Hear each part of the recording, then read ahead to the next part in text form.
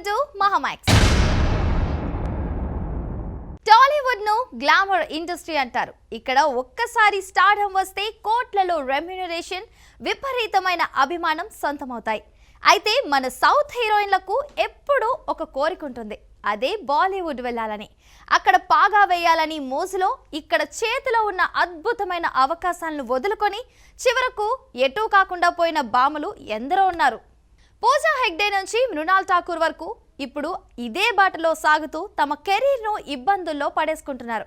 ఒకప్పుడు టాలీవుడ్లో golden leg అనే పేరు తెచ్చుకున్న పూజా హెగ్డే వరుస ఫ్లాపులతో ఇప్పుడు అవకాశాలు లేక ఇబ్బంది పడుతుంది. ప్రభాస్తో చేసిన రాధేశ్యామ్ ఫ్లాప్ తర్వాత ఆమెకు టాలీవుడ్లో క్రేజ్ తగ్గింది. పోనీ ఇక్కడ నిలబడదామా అంటే మహేష్ బాబు గుంటూరు కారం వంటి భారీ ప్రాజెక్ట్ ను వదులుకొని మరీ బాలీవుడ్ వైపు వెళ్ళింది. ఇక మృణాల్ ఠాకూర్ పరిస్థితి కూడా దాదాపు ఇంతే.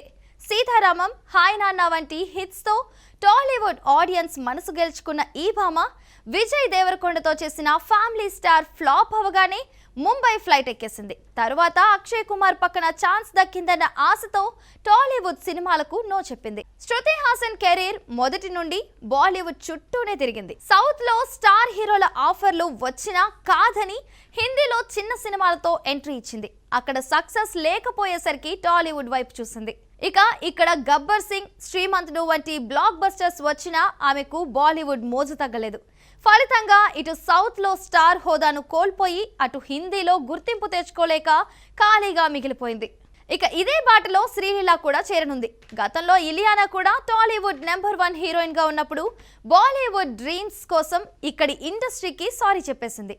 తీరా అక్కడికి వెళ్ళాక ఆమె కెరీర్ ఆశించిన స్థాయిలో సాగలేదు. ఇప్పుడు ఇక్కడ కూడా ఆమెను పట్టించుకునేవారు కరువయ్యారు.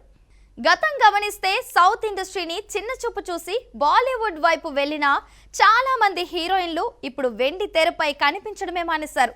బాలీవుడ్లో పోటీ ఎక్కువ, అక్కడ నెగ్గుకు రావడం అంత సులభం కాదు. కానీ అక్కడ ఉండే గ్లామర్, నేషనల్ లెవెల్ గుర్తింపు కోసం మన భామలు ఇక్కడ తమకున్న పట్టును వదులుకుంటున్నారు. ఇక ప్రస్తుతం పూజ, మృణాల్ చేస్తున్న ప్రయత్నాలు చూస్తుంటే వారు కూడా పాత హీరోయిన్ల బాటలోనే వెళ్తున్నారా అని టాలీవుడ్ వర్గాలు చర్చించుకుంటున్నాయి. హిందీ సినిమాలే చేస్తానంటూ మొండుగా ఉంటే రేపు సౌత్ లో మళ్ళీ పాగా వేయడం కష్టమని విశ్లేషకులు హెచ్చరిస్తున్నారు. సో చూసారు కదండి ఇవాళ సినీ విశేషాలు. మరో ఎపిసోడ్ తో మళ్ళీ కలుద్దాం. అంతవరకు చూస్తూనే ఉండండి మహామాక్స్.